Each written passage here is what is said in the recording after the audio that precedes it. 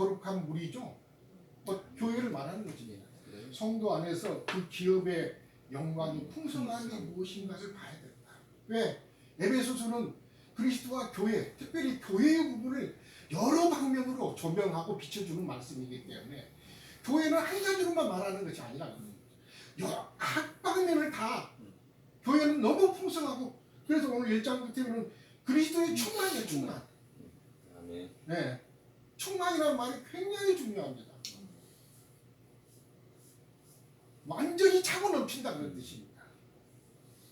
교회가 그리스도의 충만인데, 그래서 교회를 단편적으로만 보면 안 된다 그런 뜻입니다.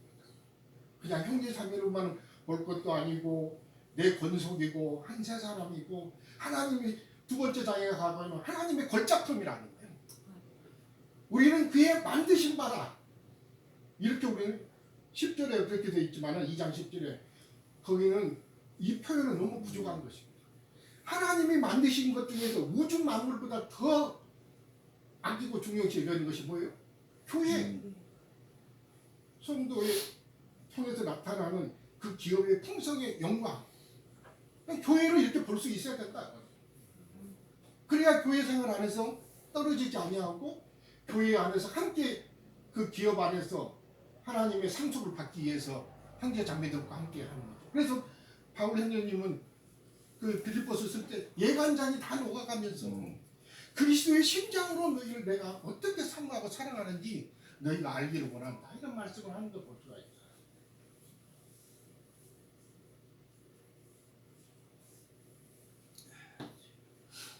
성도 안에서 그 기업의 영광이 풍성합니다.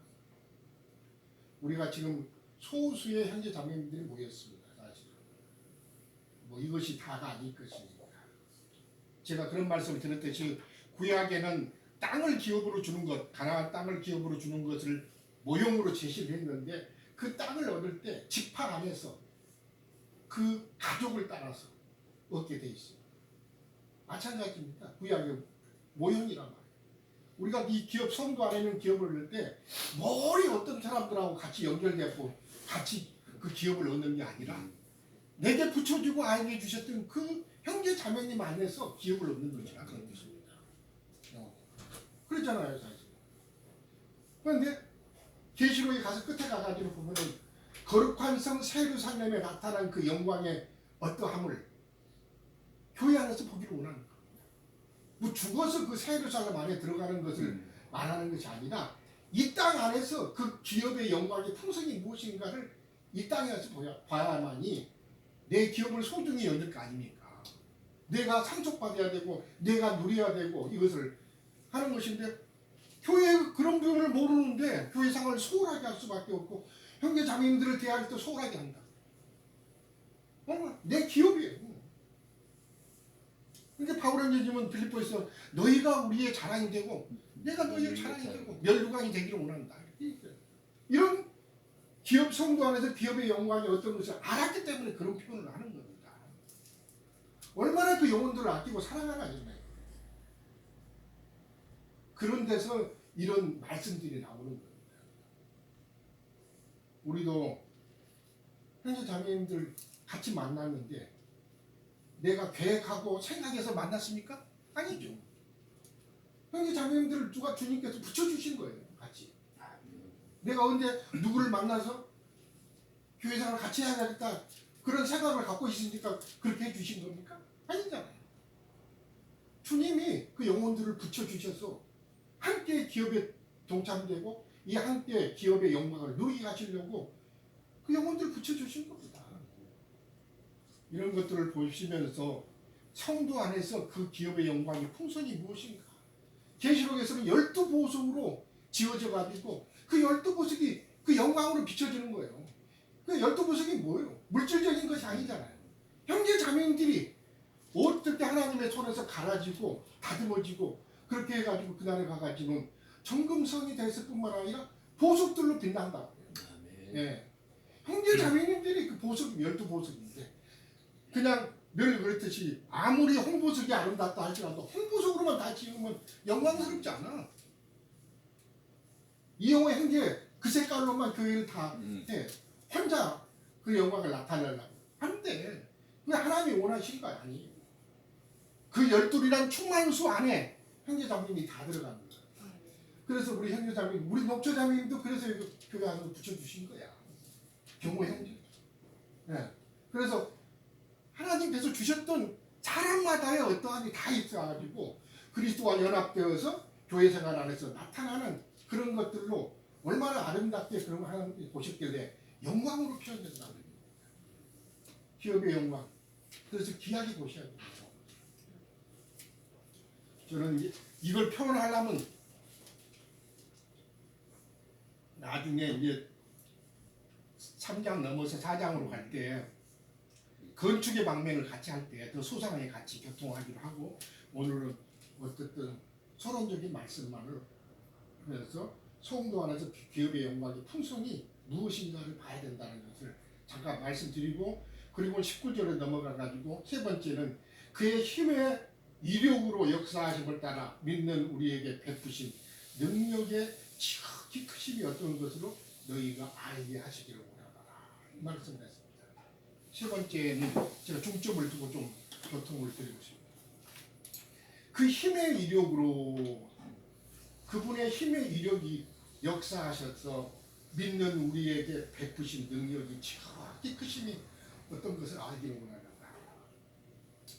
구약에 보시면 이스라엘 하나님의 백성을 인도하실 때 어떻게 인도하셨다고 했어요? 애굽 땅에서부터 불러내실 때 보시면은 그 말씀을 좀 보죠. 출애굽기 15장을 먼저 보실까?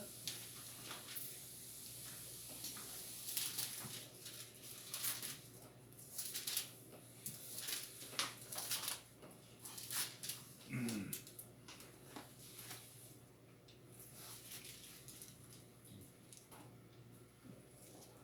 15장.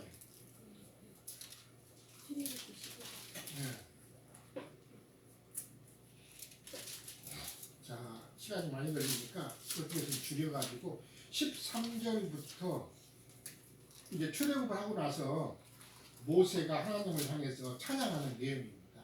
어떻게 이 백성들을 출애굽을 시켰는 것에 관한 말씀입니다. 13절부터 마지막 절까지 같이 읽어보도록 하겠습니다. 주의 인자하심으로 주께서 구속하시는 백성을 인도하시되 주의 힘으로 그들을 주의 거룩한 처소에 들어가게 주의 힘으로란 말이 나왔습니다. 오늘 말씀에 그 힘의 이력으로 역사하셔서 우리를 이끄셔서 그분의 처소 안에 들어가게 하시는 것입니다. 자, 들어가게 하시고 처소에 들어가게 하셨나이다.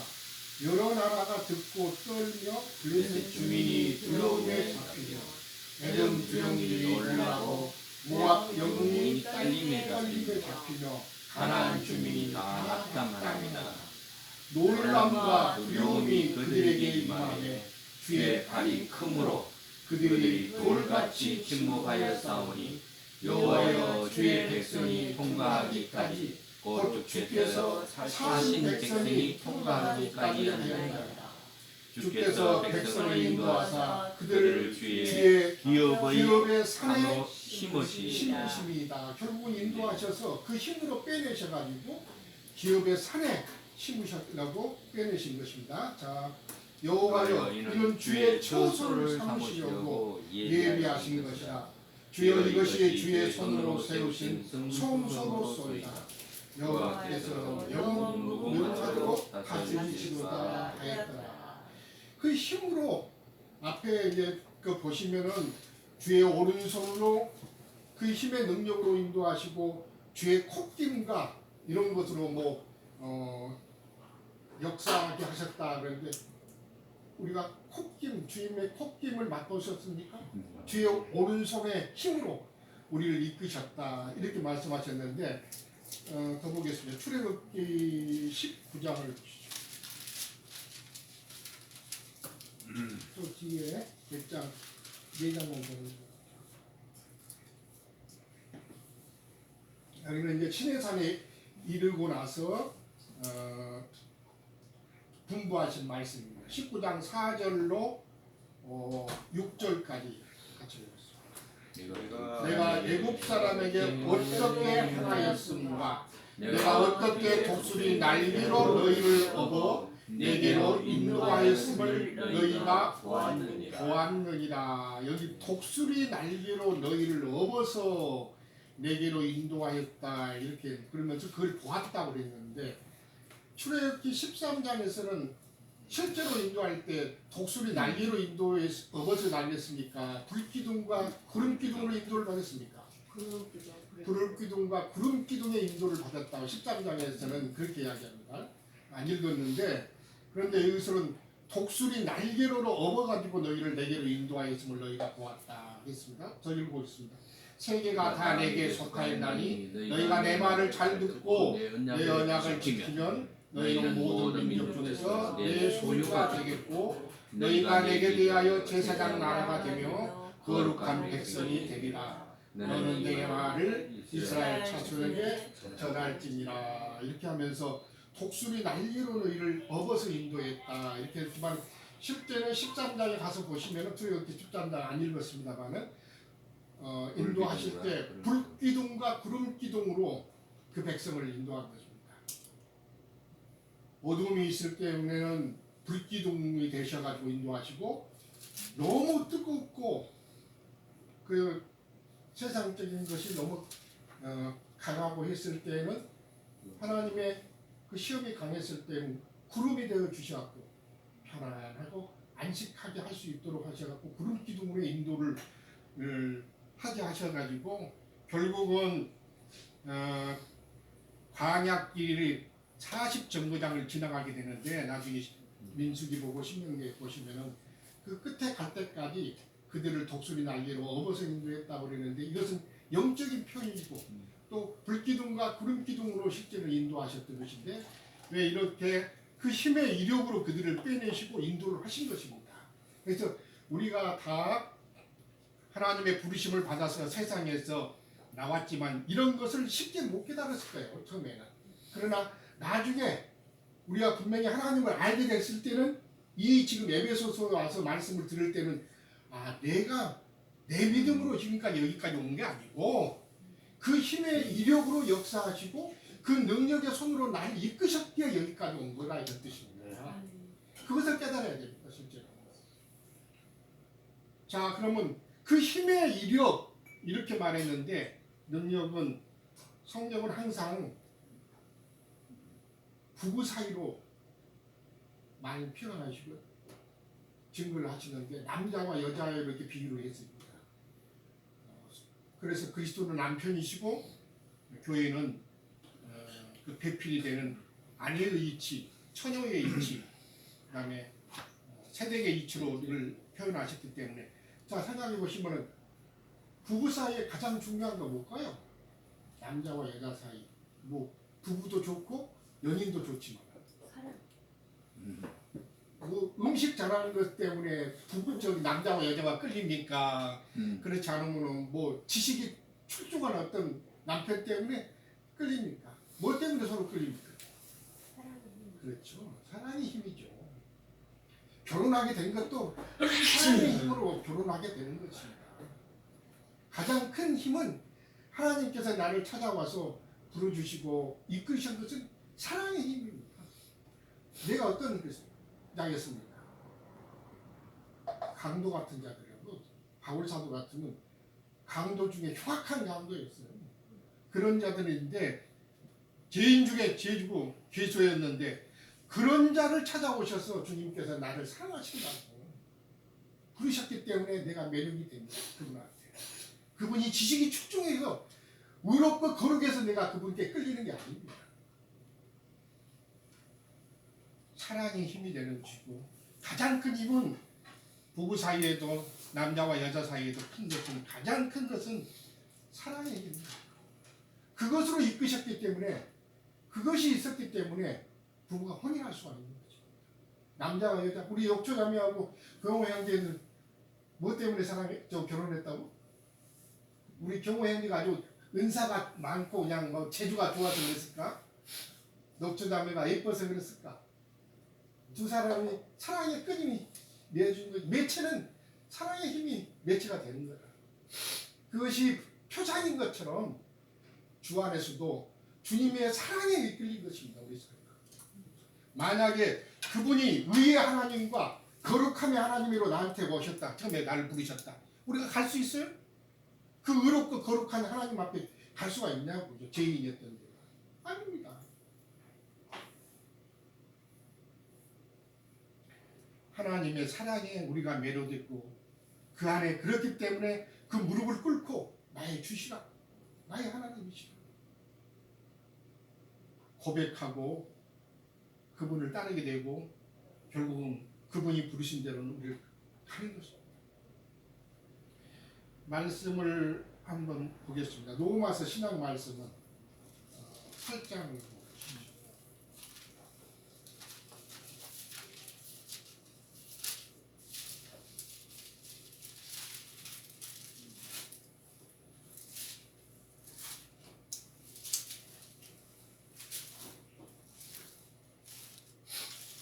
(35절부터) 줄여갖고 35절부터 39절까지 마지막까지 같이 보겠습니다.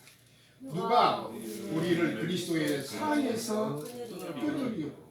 환난이나 공고나 박해나 기근이나 적신이나 위험이나 칼이라. 잠깐만, 거기 보면은 환난이 있고 신앙생활 하는데 공고가 있고 박해가 있고 하물며 박해는 우리가 잘 아시다시피 믿음의 일을 갔던 히브리서 11장을 보시면은 뭐 톱날에 갈림을 당하고 칼에 죽임을 당하고 사자의 밥이 되고 감옥에 갇히고 그런 데서도 무엇이 나를 이끌었기 때문에 거기서 물러나지 않고 끝까지 이 길을 가냐. 뭐겠습니까? 그리스도의 사랑이죠. 그분이 기근이냐 적신이나 위험이냐 칼이냐 어떤 것도 그리스도의 사랑에서 끊을 수가 없기 때문에 끊어질 수도 없어요. 그래서 그 길을 가는 겁니다. 계시록에 다 이기는 자를 이야기하는데 계시록에 하나님의 말씀과 자기의 가진 증거 믿음을 위해서 때문에 끝까지 그 길을 갔기 때문에 죽임을 당하고 짐승의 이름이나 그 수를 이마에나 손에 받지 않고 핍박을 당하고 하는 것은 뭐겠습니까? 거기까지 가는 것은 다 죽임을 당합니다. 목숨까지 걸어가면서까지 하는 것은 뭐예요?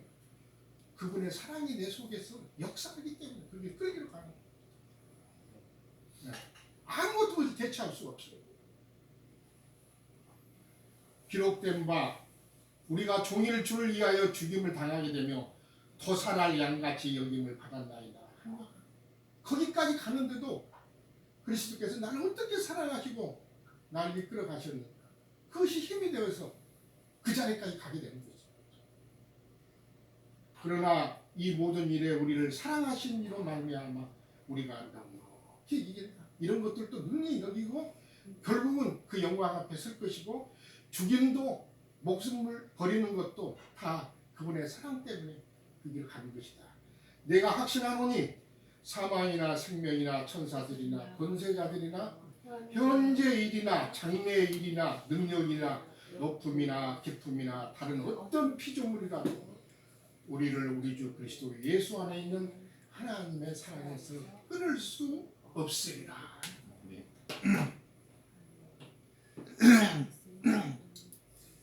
자, 말씀을 또 한 장 더 보겠습니다. 계시록 2장 에베소서의 말씀, 에베소 교회에 관한 말씀입니다.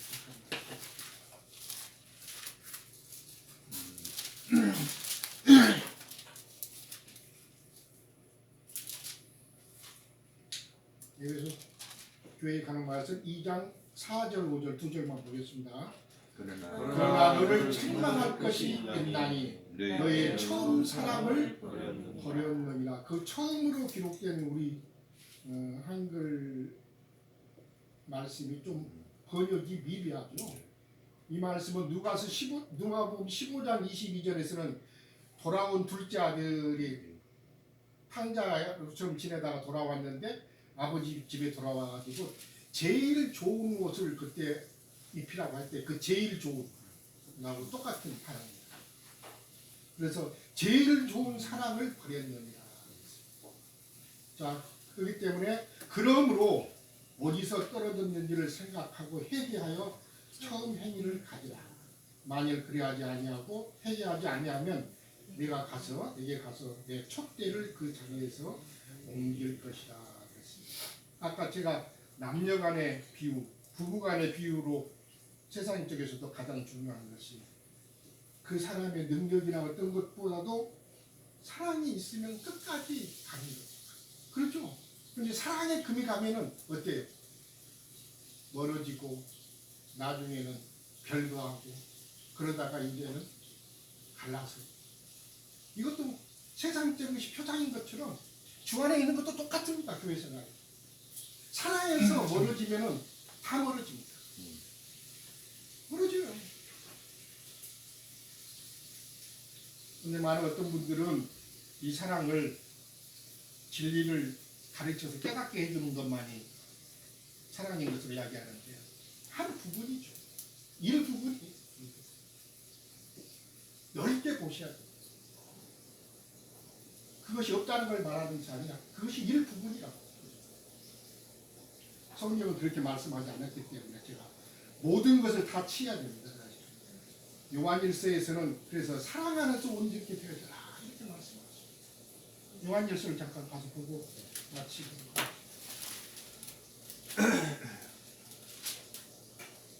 요한일서는 3장 4장 말씀 일부를 보겠습니다.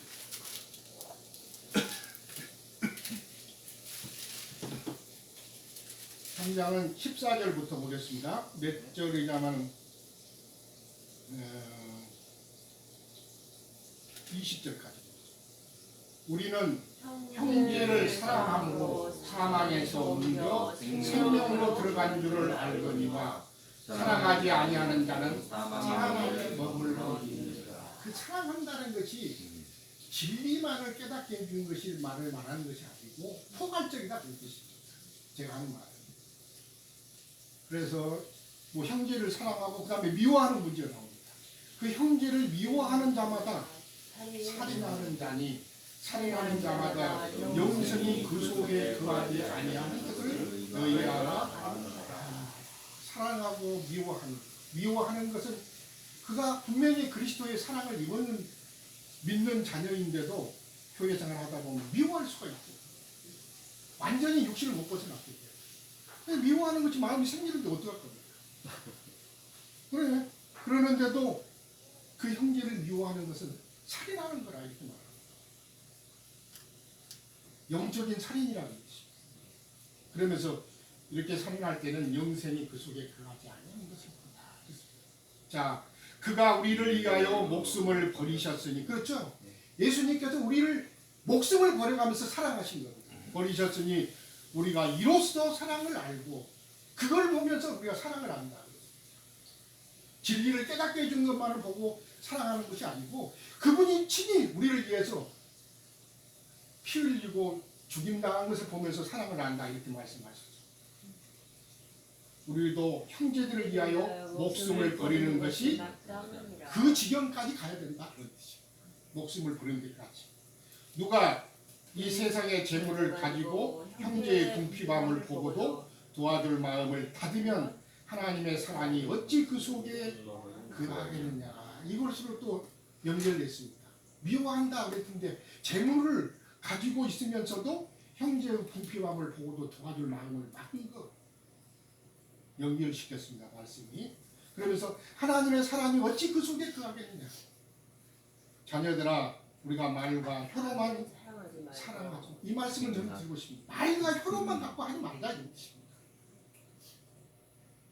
말씀만을 가지고 하는 것은 말과 혀로만 하는 것입니다.